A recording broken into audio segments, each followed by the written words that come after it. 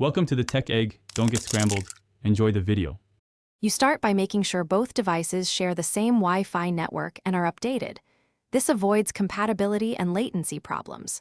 Once done, enable Device Connect or Screencast on the OnePlus TV so it can accept incoming streams. Then on your phone, open the Cast, Screen Mirroring, or OnePlus Connect app and grant any necessary permissions. This authorizes the TV and prepares the handshake. Make sure battery saver and VPNs are off because they often block discovery or reduce bandwidth. Once your TV appears on the phone, tap its name and accept the connection prompt on the OnePlus TV. Sometimes a 4-digit PIN appears for security, so enter it on your phone.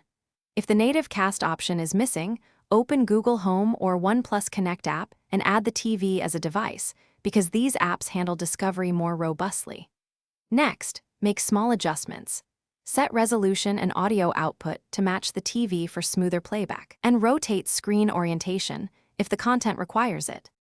To finish, stop mirroring from your phone or select inputs, right arrow Screencast on the OnePlus TV to disconnect. This releases network resources and returns TV to normal use. If you need perfect responsiveness for gaming or video calls, consider a wired HDMI adapter for near zero latency. If something goes wrong, one key troubleshooting tip: restart the TV, phone, and router. Then retry. This clears stale MDNS/UPnP entries and often fixes discovery or buffering issues immediately. Thanks for watching. Consider subscribing if I helped unscramble your problems.